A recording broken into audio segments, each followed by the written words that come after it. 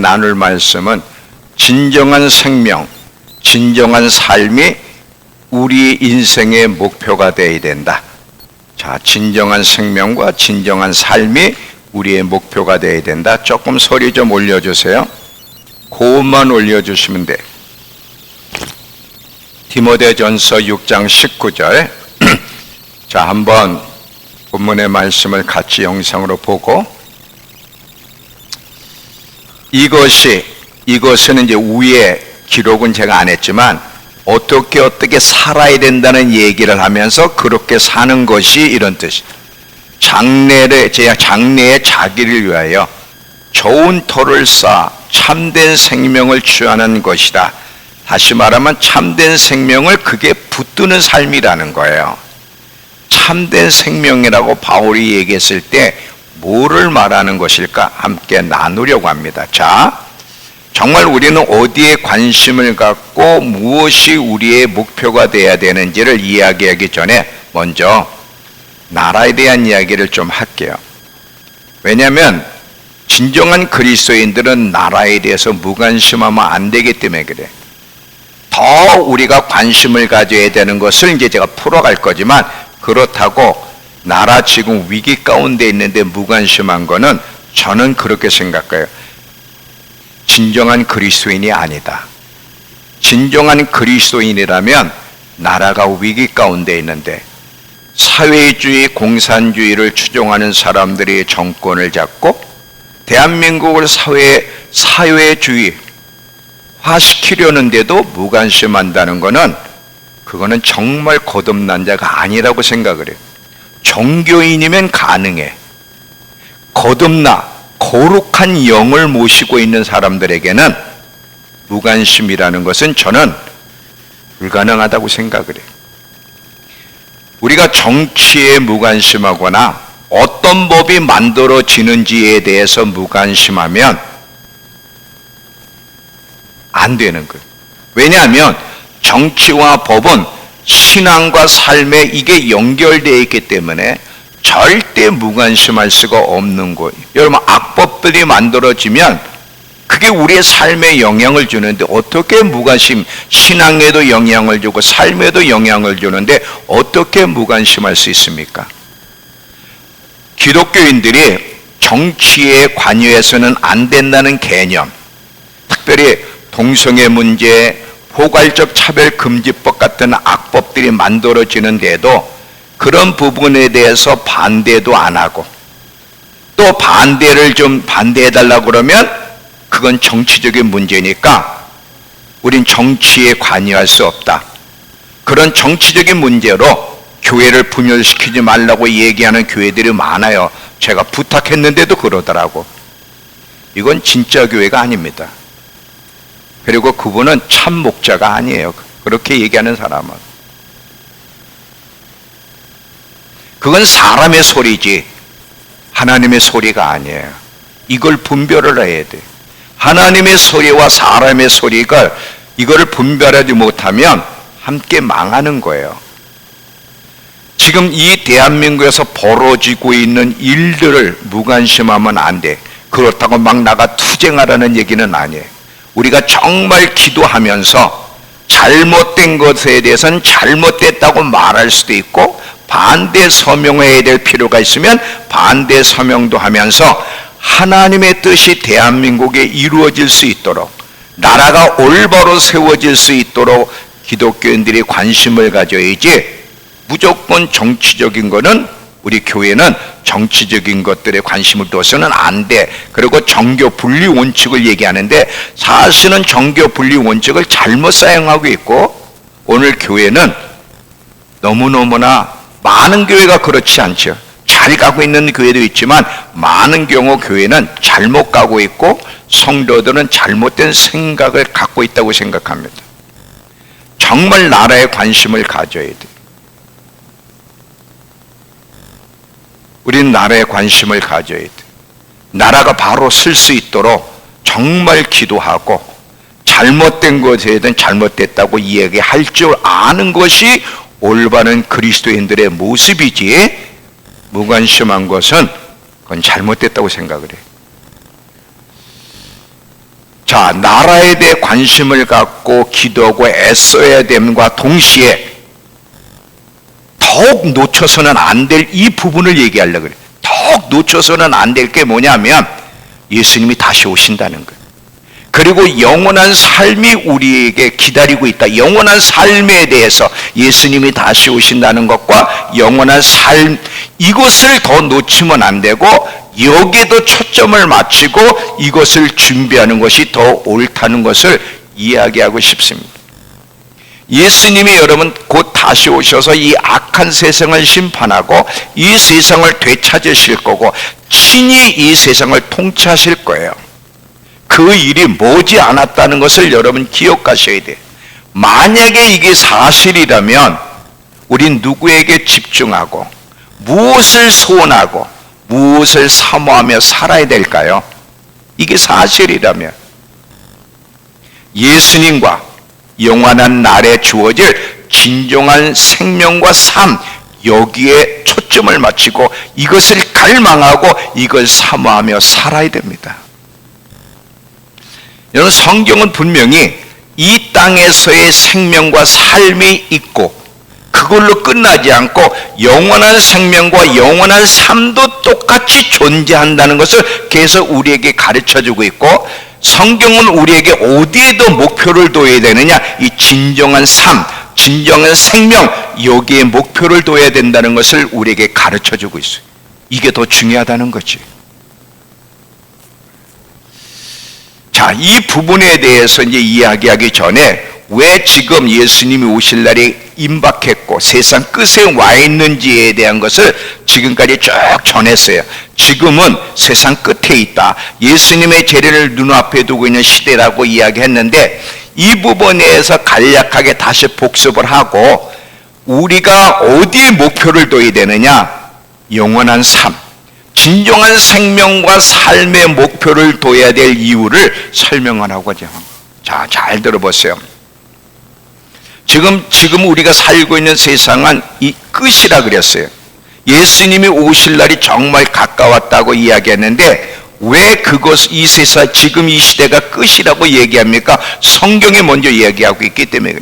시브리서 9장 26절을 보시면, 시브리서 9장 26절에 자, 예수님이 이 땅에 오셔서 희생제물 내시고 죄를 없이 한 사건에 대한 얘기인데, 그는 자신을 제물로 드려 죄를 제거하시려고 세상 끝에 단 한 번 나타나셨습니다. 그래요.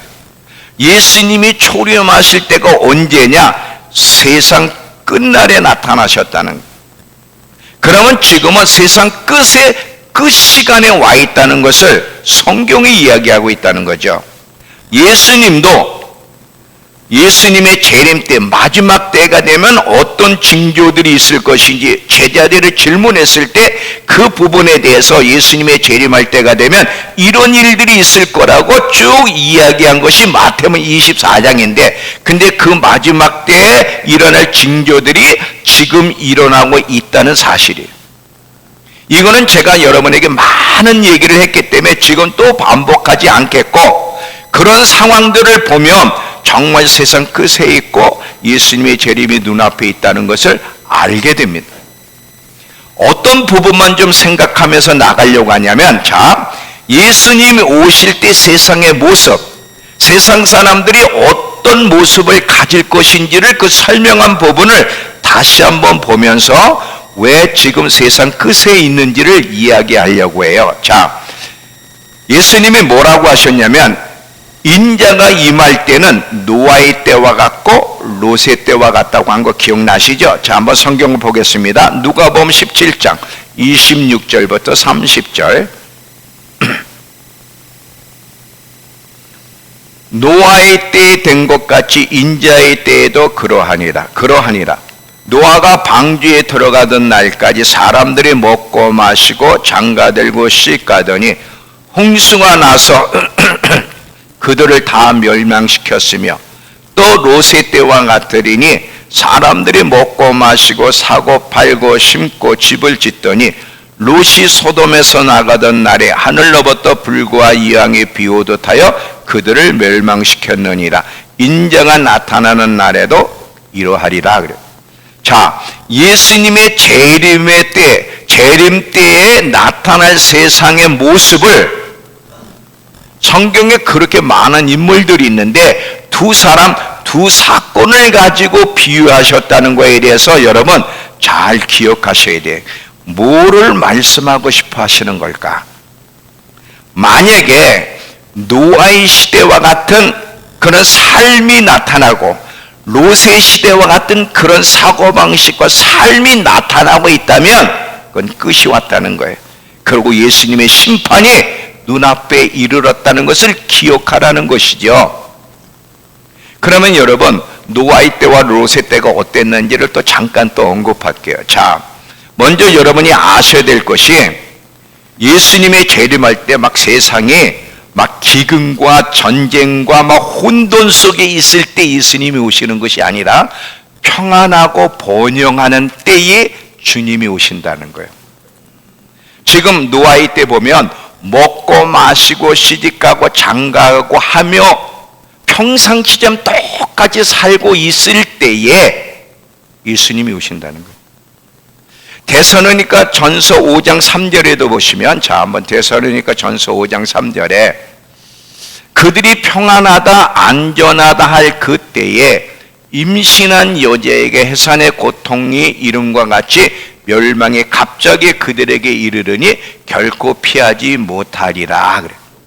예수님이 재림할 때까지 세상 사람이나 기독교인들도 마찬가지고 많은 사람들이 똑같은 삶, 장가가고 시집가고 쇼핑하고 사고 팔고 일하면서 평상시 늘 하던 일을 하는 가운데 예수님을 만난다는 거예요.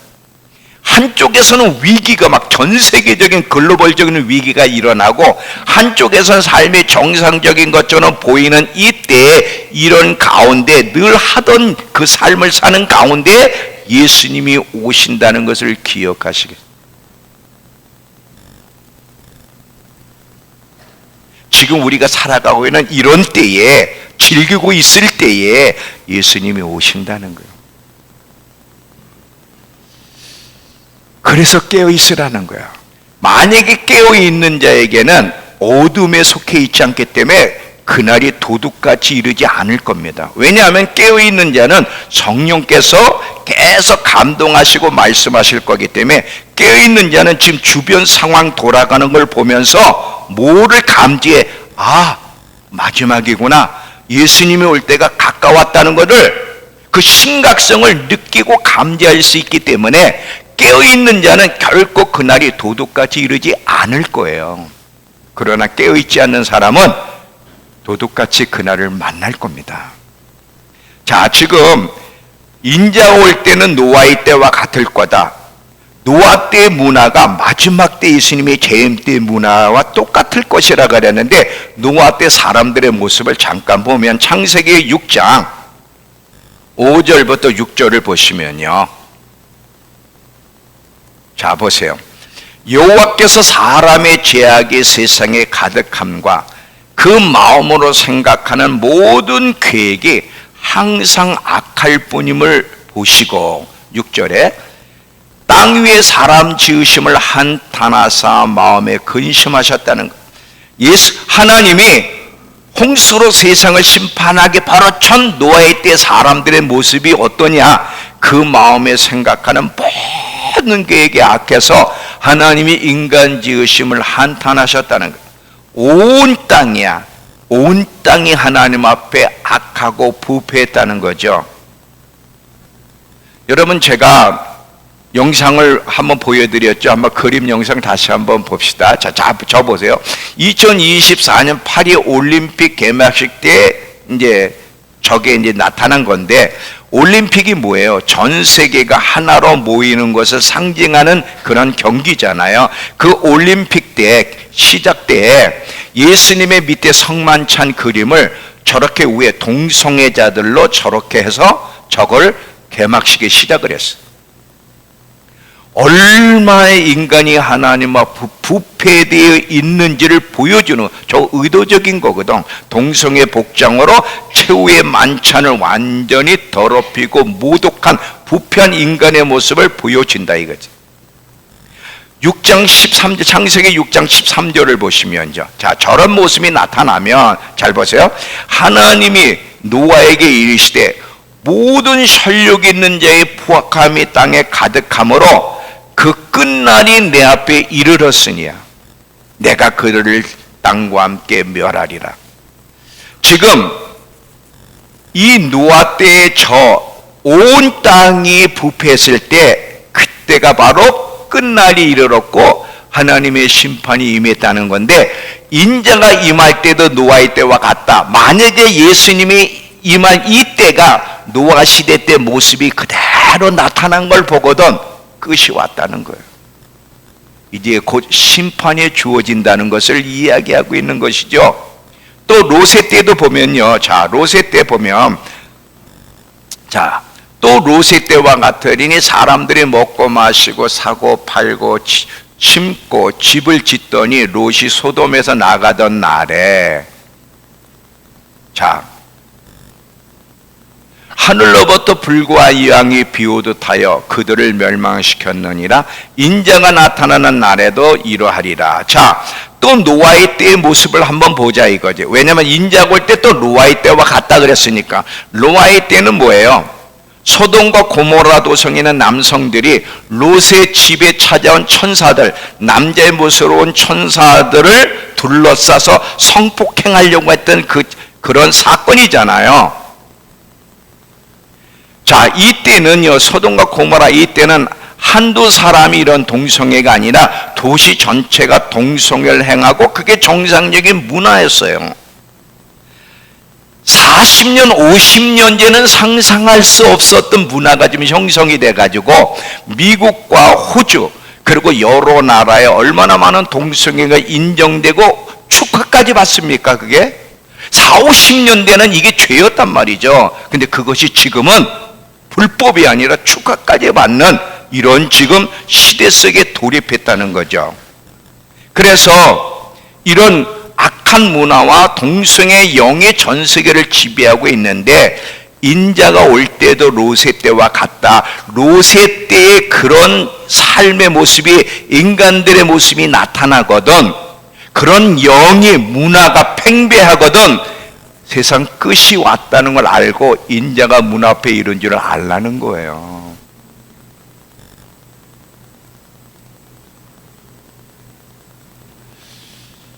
지금 우리가 살고 있는 이 시대가 어느 때인지를 알고 사셔야 돼요, 여러분. 내 때는 안 오시겠지. 언젠간 오시겠지. 지금 삶이 얼마나 놀라워. 핸드폰 하나면 모든 걸 다 누릴 수 있고 정보도 누릴 세상에 이런 세상이 어디 있어. 이럴 때가 아니에요. 지금 끝이 왔다는 거야. 끝이 왔다는 거예요. 끝이 왔다는 거예요.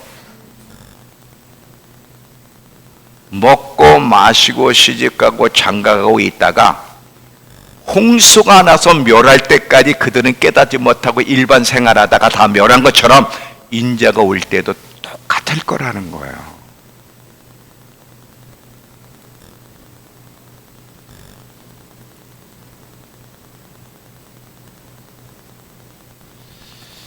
그러면 여러분, 이 정도만 하면 지금 어느 시대에 살고 있는지는 여러분 다 이해하고 공감했을 거예요. 그러면 이 끝시대에 사는 우리는 정말 무엇을 갈망하고 무엇을 사모하고 무엇을 어디에 목표를 두고 살아야 될까요?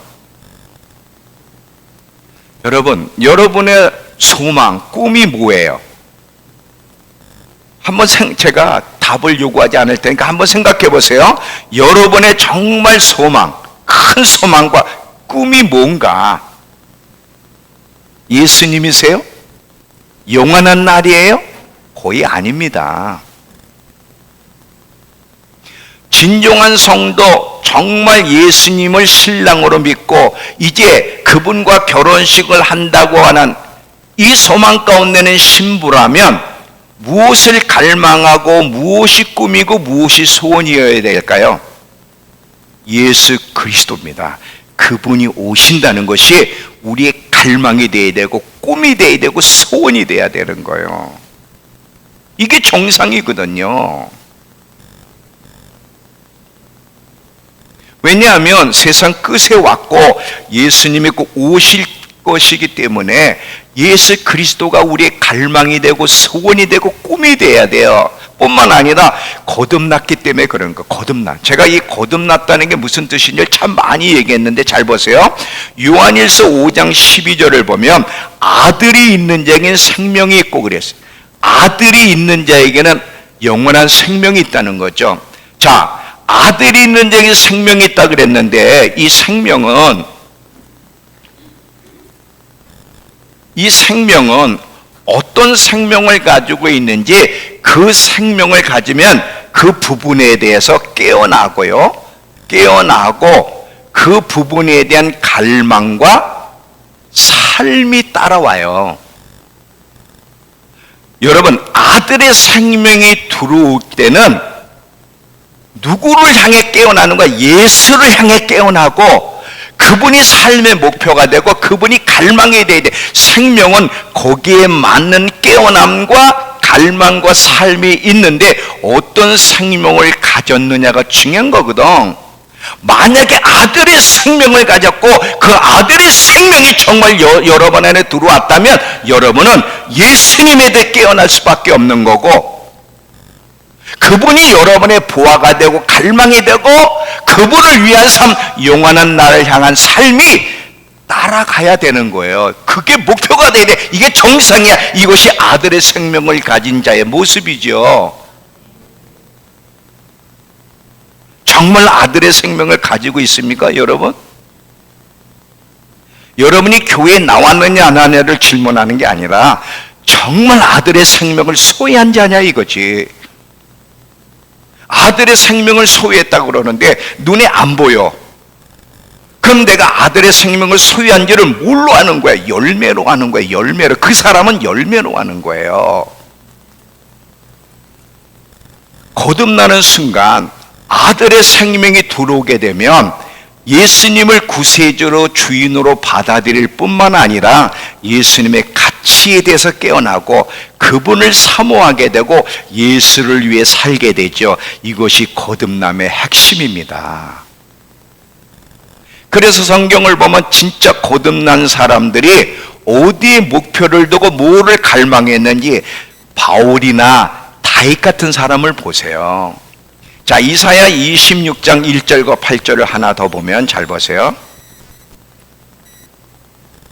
자, 이사야 26장 1절과 8절의 영어 성경으로 보면 그날이 오면 유다 땅에서 이런 노래를 부를 것이다. 주의 이름과 주를 위한 기억이 우리의 영혼의 갈망이 된다는 거예요. 주님이 갈망이고 그분을 위한 모든 그분이 하신 일에 대한 기억이 갈망이라는 거예요. 여러분 이 갈망을 가지고 있습니까? 이게 여러분의 갈망의 꿈이고 소원이에요? 그렇지 않다면 돌아보셔야 돼. 정말 거듭난 사람인지 아니면 예수님의 재림을 진짜 준비하고 있는 사람인지 돌아보셔야 돼요. 자, 다시 한번 거듭난 영혼 속에 깊은 갈망과 소원과 굶주림은 예수님이어야 되고 그 갈망은 언제 채워지느냐? 예수님을 만날 때 비로소 채워지는 거예요. 만약에 여러분들이 교회를 다니지만 예수님이 아닌 다른 것을 갈망하고 소원하고 목말라 한다면 속고 사는 겁니다. 절대로 예수님 외 다른 것으로는 우리의 영혼이 만족될 수 없고요. 그렇게 평생 살면 솔로몬처럼 고백을 할 거예요. 솔로몬은 가질 수 있는 거 다 가졌지만 그가 전도서에 뭐라고 고백합니까? 자기는 바람 잡는 것과 같은 헛된 세월을 살았다고 고백을 했거든요. 우리의 영혼은 무엇으로도 채워질 수 없어요. 우리의 영혼은 예수의 어떤 것으로도 만족할 수 없어요. 왜? 하나님의 형상대로 창조된 인간들이기 때문에 그러는 거예요.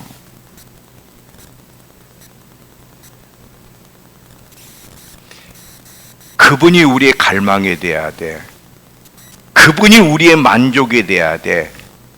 그분이 우리의 행복이 돼야 돼. 마라나타를 외칠 수 있는 사람이 진짜 거듭났고 예수님의 재림을 준비하는 사람, 마라나타 주 예수여 오시옵소서. 지금 여러분 우리는 이 마라나타를 외쳐야 돼. 자, 우리 계시록을 한번 보면 계시록 22장 17절에 그리고 22장 20절을 보면 성령과 신부가 말씀하시기를 오라 하시는도다. 성령과 신부는 뭐라고 외쳐야 된다고요? 오라. 예수님 어서 오시옵소서. 이게 정상이라는 거죠. 22장 20절을 보면 이것들을 증언하시니가 이르시되 내가 진실로 속히 오리라 하시거늘 아멘 주 예수여 오시옵소서. 이게 신부의 외침이 돼야 되는 거예요.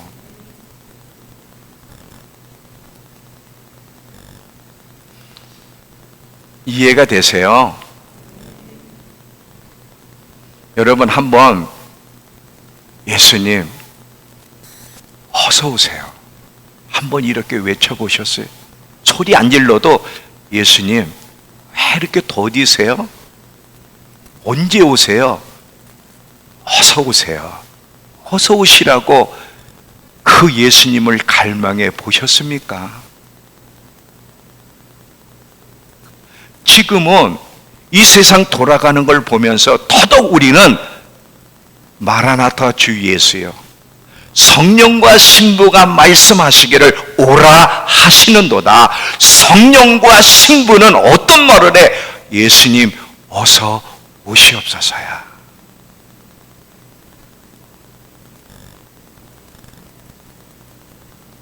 여러분 아담과 하와가 언제 행복했고 언제 만족했어요? 하나님과 늘 연인 사이로 살아갈 때. 근데 이 아담과 하와가 언제 불행해졌습니까? 하나님을 연인으로 버리고 연인으로 삼던 삶을 버리고 그 말씀을 순종하고 다른 것을 갈망하고 행복을 찾았을 때 그들은 행복한 것이 아니라 불행해졌다는 것을 기억하셔야 돼요.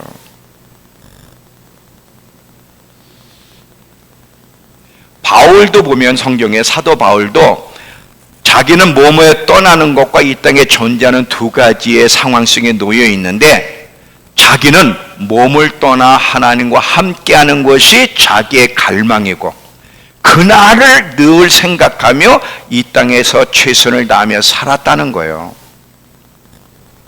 바울은 몸을 떠나 주님과 영원히 함께하는 그날 영원한 세계 그날의 삶을 사모하고 그날을 준비하기 위해서 이 땅의 삶을 최선을 다했다는 거지. 정말 영혼을 갈망하는 사람은요 이 세상에서 가볍게 안 삽니다. 다 열심히 살아요. 예수님이 재림하시면 우리도 영원히 주님과 함께 살 것입니다. 우리의 시선은 예수님께 고정돼야 되고 그분의 재림을 학습구대하며 마라나를 외치는 신부가 돼야 되는 거예요. 자, 이제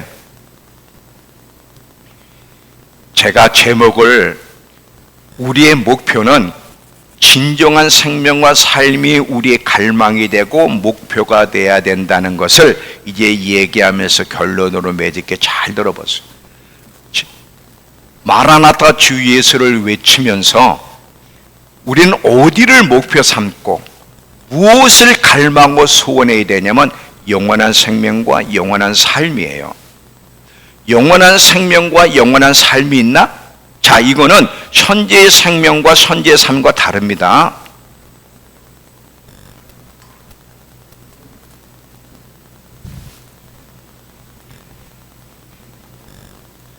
성경은 명확하게 현재의 생명 그리고 현재의 삶이 있다고 말함과 동시에 영원한 생명 이것은 바울은 오늘 본문에 참된 생명이라고 얘기했어요. 참된 생명. 다시 한번 반복합니다. 이게 아들의 생명을 가진 자의 모습이에요. 아들의 생명인데, 그리고 영원한 부르심과 영원한 삶이 있다고 성경은 이야기하고 있다는 거예요. 자, 이거를 이제 보면서 이제 맞춰가려고 하는데, 잘 들어보세요. 우리 본문의 말씀을 다시 한번 봅시다. 본문의 말씀 혹시 띄울 수 있는지. 자, 보세요. 지금 사도 바울이 지금 이 얘기는 영원한 세계 속에서의 그 부르심, 삶을 이야기하는 거예요.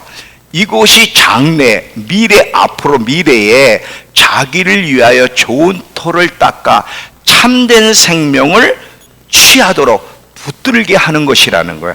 참된 생명. 자, 이 얘기를 이제 들어가기 전에 먼저 리차드 백스터라고 하는 그 기독교 영성과 이해를, 그 사람의 이야기를 한 번 더 언급을 할 텐데, 제가 한 번 이야기를 했어요. 이 리차드 백스터라고 하는 사람은 정말 기독교 깊은 영성가인데, 이분이 뭐라고 얘기했냐면, 살아있는 그리스도인들의 목표는 천국이다.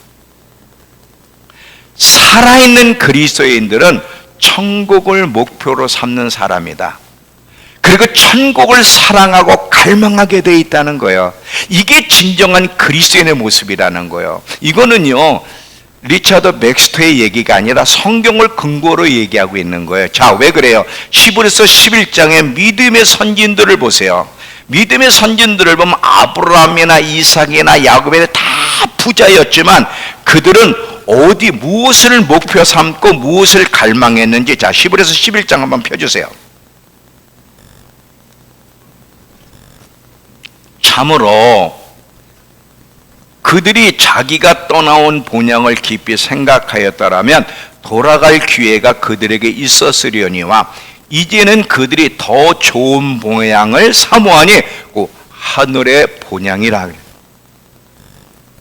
지금 이 아브라함과 이삭과 야곱의 믿음의 사람들 얘기거든요. 이들은 이 땅에서 정말 부자였는데 그들은 뭐를 사모했냐? 이 땅에서 더 잘되고 누리고 평안함을 사모한 것이 아니라 이들은 더 좋은 본향, 영원한 본향, 영원한 삶을 사모하고 그것을 위해서 살았다는 거예요. 이게 정말 거듭난 백성의 모습이죠. 그러므로 왜 또 껐어? 다시 한번.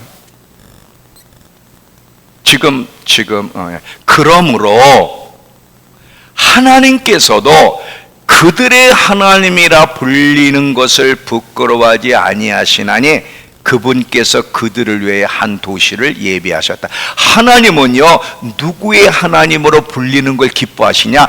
영원한 도성을 사모하는 자들의 하나님이라 불려지는 것을 기뻐하신다는 거예요.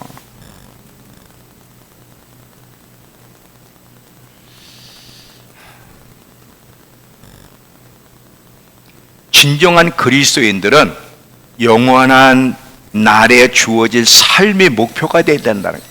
이 목표에 대한 사랑이 모든 것을 움직이는 기반이 된다는 거죠. 그런데 우리는 이 목표를 향해 너무 느리게 가고 이 목표를 향한 노력이 너무 게으르고 없는 이유는 뭐냐면 그 영원한 날에 주어질 삶과 그리고 상에 대해서 너무 모르거나 마음이 없기 때문이라는 거예요. 사람은 어떤 목표를 세우든 그 목표를 사랑하고 그 목표가 분명히 있으면 삶이 막 거기에 따라 막 움직입니다. 적당히라는 게 없어요. 그 목표를 이루기 위해서 몽롱히 활기차잖아요. 왜 그리스도인들이 천국이 있다고 믿으면서도 삶이 그렇게 활기차지 못하고 이 천국을 목표 삼고 달려가지 못하느냐? 그 천국이 희미하든지 없든지 사랑하지 않기 때문이라는 거예요. 그래서 그 목표를 달성하는 일에 그렇게 게으르고 관심이 적다는 거죠. 여러분, 바울의 고백을 한번 보세요. 빌립보서 3장 11절부터 14절을 보시면 바울이 어떤 걸 목표로 달려갔는지 이렇게 고백합니다. 그리하여 나는 어떻게 해서든 죽은 사람들 가운데 살아나는 부활에 이르고 싶습니다. 나는 이것을 이미 얻은 것도 아니며 이미 목표점에 다다른 것도 아닙니다. 그리스도 예수께서 나를 사로잡았으므로 난 그것을 붙들려, 나를 사로잡은 그것을 붙들려고 쫓아가고 있습니다. 형제자매 여러분, 나는 아직 그것을 붙들었다고 생각하지 않습니다. 내가 하는 일은 오직 한 가지입니다. 뒤에 있는 것은 잊어버리고 앞에 있는 걸 향하여 몸을 내밀면서 그리스도 예수 안에서 하나님께서 위로부터 부르신 그 부르심의 상을 받으려고 목표점을 바라보고 달려간다는 거예요. 바울의 목표는 뭐냐면 영원한 세계 속에서의 부르심, 영원한 세계 속에서의 삶, 영원한 세계 속에 주어질 영광, 이게 그의 목표라는 거예요. 이 목표를 이루는 일에 한눈 팔지 않고 그냥 그 목표를 얻기 위해서 정말 달려갔다는 거지. 이것이 성경적 사고방식이고 정말 거듭난 자의 삶의 모습이 돼야 되는 거예요.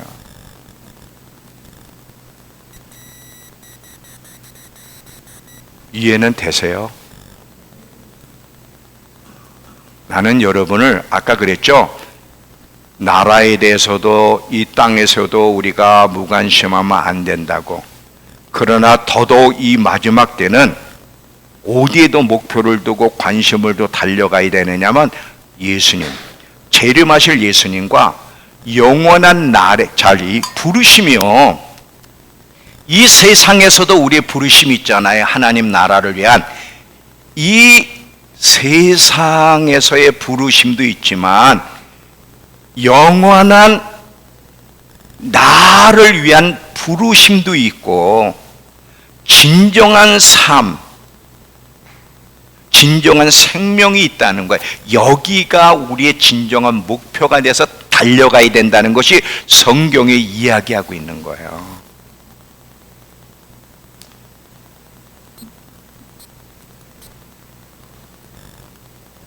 지금 바울은요, 하나님께서 위로부터 부르신 부름의 상을 받으려고 목표점을 바라보고 달려간다는 거지. 영원한 세계 속에서도 부르심이 있고 영원한 세계 속에서 살 수 있는 진정한 생명과 삶이 있다는 거예요. 이것이 우리의 목표가 되어야 되고 이것을 얻기 위해서 달려가야 된다는 거. 아까 다시 한번 디모데전서 6장 19절을 잘 보세요. 다시 한번.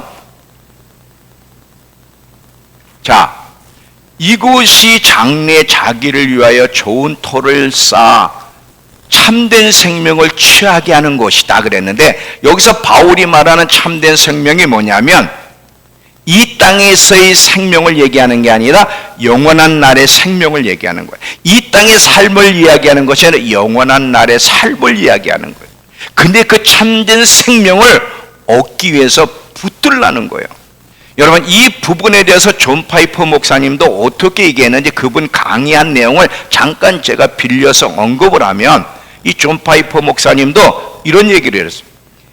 지금 이 바울의 이거를 해석하면서 바울은 우리의 최종 상태인 영원한 날에 주어질 진정한 생명을 가르쳐주기 위해서 참된 생명이란 말로 표현했다는 거예요. 참된 생명, 영원한 생명은 실제로 존재하는 생명이고 존재하는 삶이라는 거예요. 이 땅에서 현재의 생명과 삶이 실제로 존재하는 것처럼 영원한 세계 속에서의 실질적인 생명과 삶도 존재한다는 거야. 그 미래에 주어질 생명과 삶을 얻기 위해, 진입하기 위해서 노력해야 되는 게 이것이 올바르다는 거야. 사도 바울은 이것을 증거한다는 거예요. 그게 존 파이퍼 목사님의 얘기예요. 미래의 생명에 진입하기 위해서 노력해야 된다는 거예요. 그걸 얻기 위해서 달려가야 된다는 거예요. 미래의 생명을 위해 살고 그것을 위해 먹고 그것을 위해 마시고 그것을 위해 전도하고 그것을 위해 죽어야 된다는 거예요. 이건 제가 한 얘기가 아니라 여러분이 사랑하는 존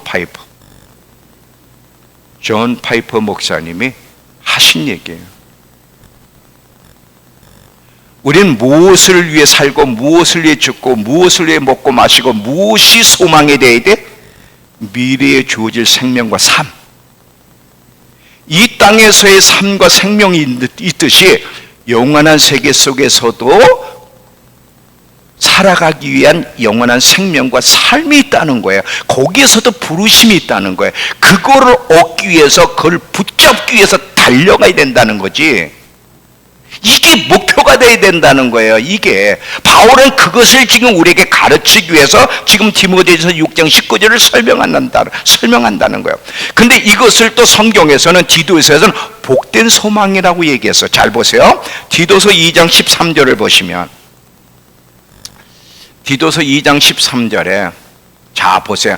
그래서 우리는 복된 소망, 곧 위대하신 하나님과 우리 구주 예수 그리스도의 영광이 나타나기를 고대합니다. 영원한 생명과 영원한 삶을 얻기 위해서 달려가는 그 삶을 복된 소망이라 그랬어요. 그게 복된 소망이라는 거예요. 그게 진정한 소망이야.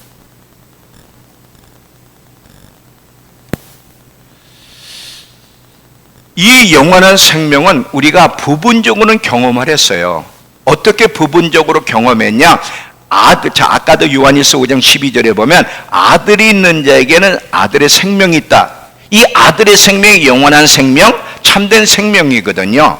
이 생명을 우리는 맛봤어요. 잘 봐요. 우리가 거듭났다 그럴 때는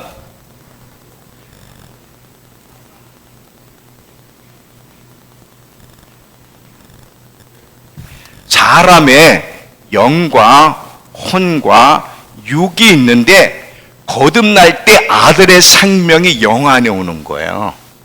그래서 우리가 거듭났죠.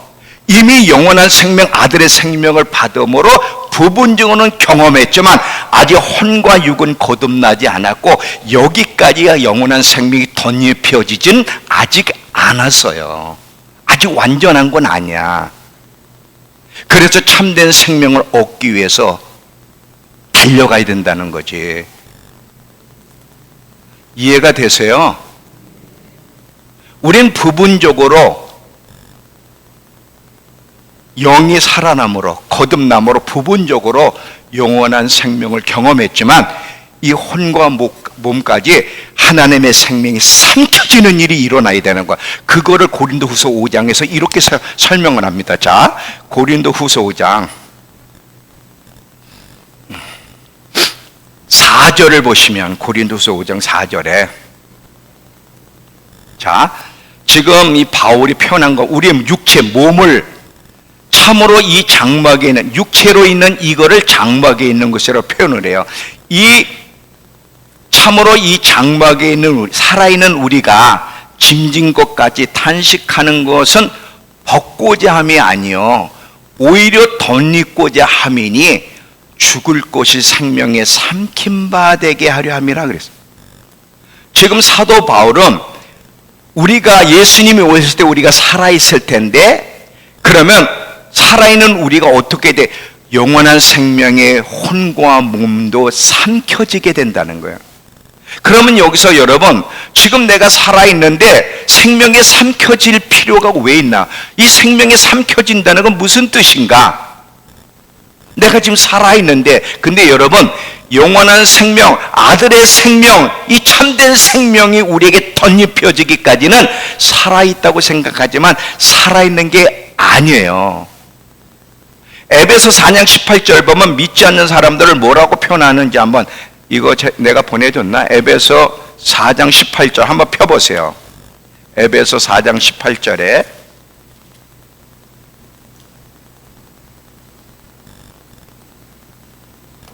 에베소 4장 18절을 보시면, 그들의 총명이 어두워지고 그들 가운데 있는 무지함과 그들의 마음이 굳어짐으로 말미암아 하나님의 생명에서 떠나 있도다. 이 하나님을 믿지 않는 사람들은 살아있다고 생각하지만 실제로 살아있는 게 아니에요. 하나님의 생명이 있는 자가 살아있는 거야. 아들의 생명이 덧입혀져야 돼. 진정한 생명으로 삼켜진 바 돼야 그 사람이 정말 하나님 앞에 살아있는 자예요. 근데 그게 언제 일어나? 마지막 때 우리 몸과 혼까지 생명이 삼켜진 바 될 거라는 거야. 지금은 부분적이지만 그러나 이제 마지막 때 주님이 오시면 이제 우리의 혼과 몸도 우리가 계속 주님을 닮아가야 되지만 어느 정도까지 이제 완벽할 수는 없어요. 계속 주님을 닮아가며 말씀대로 살면서 성화되어 가지만 이제 주님이 오시게 되면 아직 연약함 속에는 몸과 혼까지도 생명이 삼켜진 바 돼서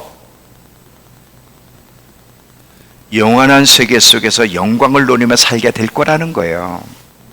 이 생명, 영원한 생명을 사랑하고 얻기 위해 힘차게 달려가라고 지금 성경이 우리에게 이야기하고 있는 거예요. 뭘 붙잡으라고, 뭘 소원하라고? 참된 생명을 얻기 위해서. 이해가 되시죠? 여러분, 정말 여러분이 거듭났고 지금이 마지막 때라면 뭘 붙잡으려고 따라가야 되고 뭘 소원해야 되냐면 세상의 것이 아니에요. 오해 마세요. 돈이 필요 없다, 삶이 필요 없다, 그 얘기가 아니에요. 더 여러분의 꿈, 여러분의 갈망, 여러분의 소원은 이 땅의 것이 되면 안 되고 참된 생명을 얻기 위해서 그걸 붙잡으려고 그걸 소원하면서 거기 인생을 투자하며 달려가야 된다는 거지. 이것이 바울이 얘기하는 거고, 이것이 성경이 얘기하는 거고, 존 파이퍼가 얘기하는 게 이거고, 리처드 백스터가 얘기하는 게 다 이거예요. 진정한 생명, 진정한 삶. 여러분, 영원한 세계 속에서도 부르심이 있고 사명이 있다는 거 아세요?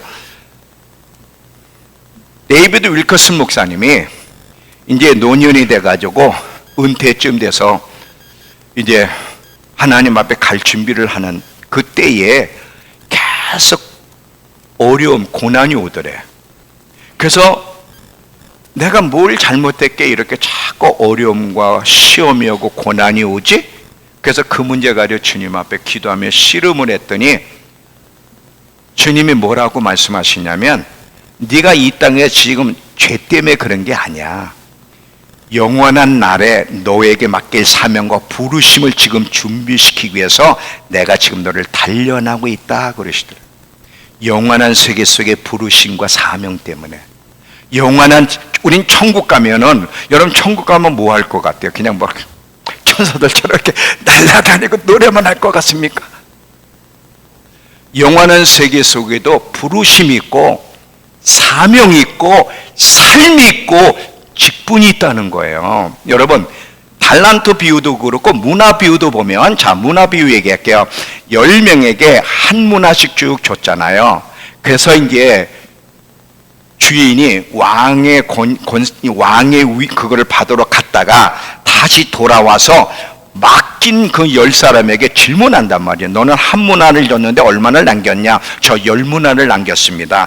잘하였도다 착하고 충성스러운 종아, 내가 10고를 너에게 맡기리라. 천국을 그냥 이렇게 날아다니는 것만이 생각하면 안 돼. 지금 10나라를 다스릴 수 있는 권세, 5문화를 남긴 사람이 5나라를 다스릴 수 있는 권세를 준다 그랬어요. 영원한 세계 속에서도요, 삶이 있어요, 사명이 있어요, 영광이 달라요. 계시록 22장 3절과 5절을 보시면,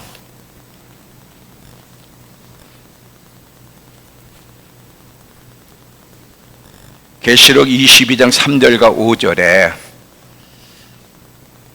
다시는 저주가 없으며 하나님과 그 어린 양의 보좌가 그 가운데 있으리니 그 종들이 그를 섬기며 그 얼굴을 볼 터이요 그 이름도 그들 이마에 있으리라. 다시 밤이 없겠고 등불과 햇빛이 쓸데없으니 이는 주 하나님이 그들에게 비추심이라. 그들이 세세토록 왕놀이 타리라야. 영원한 세계 속에서의 진정한 부르심, 여러분, 참된 부르심은 이 땅에서의 부르심도 귀하지만 참된 부르심은, 진정한 부르심은 그날 영원한 날의 부르심이 진짜 부르심이에요. 영원토록 그날에 세세토록 왕로로 타는 사람들이 있다는 거지.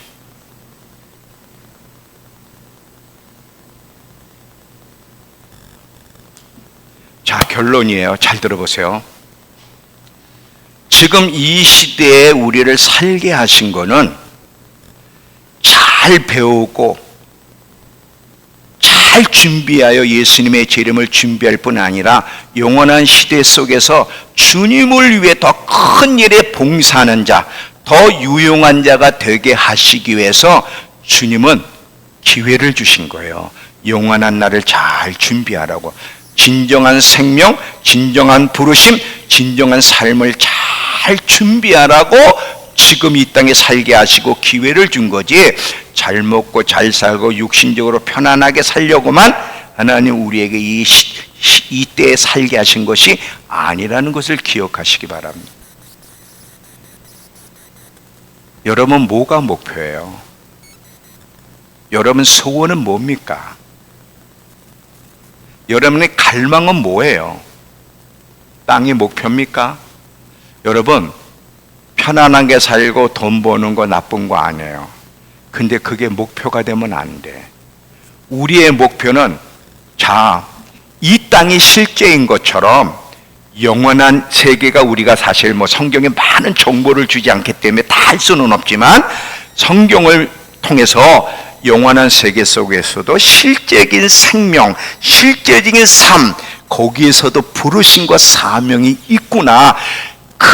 거기가 진짜야. 거기에 부르심이 참된 부르심이 되니까 그거를 잘 준비하라고 지금 이 땅에 남겨놓으셨고 우리를 축복하신 거예요. 그 영원한 날 더 하나님 앞에 유용한 존재가 되게 하시기 위해서. 이게 사도 바울이 이야기하는 거고 성경이 이야기하는 거거든요. 이해가 되셨죠? 한번 우리 돌아봐야 돼. 나는 뭐가 내 인생의 목표지? 진정한 생명과 진정한 삶, 영원한 세계 속에 주어질 그 부르심이 내 인생의 목표인가? 그게 나의 꿈인가? 아니면 이 땅이 나의 소원이고 나의 꿈이고 이 땅이 나의 전부인가를 한번 돌아보시면서, 아까 그랬죠. 세상 끝에 왔다고. 예수님 곧 오실 거예요. 성경에서 말하는 지혜는요, 하나님의 말씀에 반응하는 것이 지혜입니다. 신랑을 준비하는 것, 영원한 세계 속의 삶을 준비하는 그게 지혜예요. 그게 지혜. 우리가 이 땅에 살다 보면 천국이 있다는 건 아는데 영원한 세계 속에서도 실질적인 삶이 영원토록 있다는 것은 생각을 못하고 살게 돼요. 그리고 그냥 땅에 마음을 두면 살게 되죠. 골로새서 3장을 읽고 마칠게요. 자, 그래서 골로새서 3장에 이렇게 얘기합니다. 골로새 3장, 저기 있어요. 잘 보세요. 골로새 3장에, 자, 2절 3절을 보시면, 여러분은 하늘에 있는 것을 생각하고 땅에 있는 것을 생각하지 마십시오. 이것은 여러분이 죽었고 여러분의 생명이 그리스도와 함께 하나님 안에 감춰져 있기 때문입니다. 자, 우리가 1절을 보면 여러분이 그리스도 안에서 거듭난 사람이라면 하늘에 있는 것들을 생각하고 땅의 것을 생각하지 말라는 거야. 이미 여러분은 이미 거듭난 하늘에 속한 자기 때문에. 그러면서 뭐라고 하냐면 여러분의 생명이 그리스도와 함께 하나님 앞에 감춰져 있다는 거야. 진정한 생명이 아직 우리에게 덧입혀지지 않았기 때문에 감춰져 있는데 그 진정한 생명이 덧입혀질 거다. 그 생명을 얻기 위해서, 그 생명을 붙잡기 위해서 힘차게 달려가라고 이야기하고 있죠.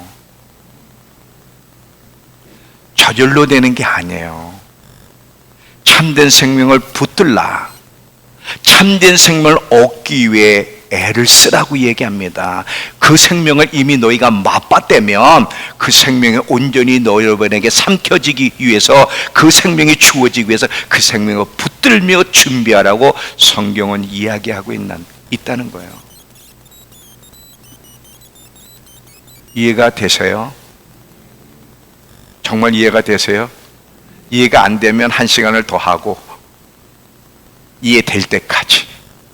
이해가 되신다면 끝을 맺고. 무슨 얘기하는지 이해가 되셨죠? 저는 여러분 열심히 사는 거 참 좋습니다. 그러나 여러분을 결국 땅에만 마음을 두고 땅에 시선을 두고 살도록 내버려 두지 않을 거예요.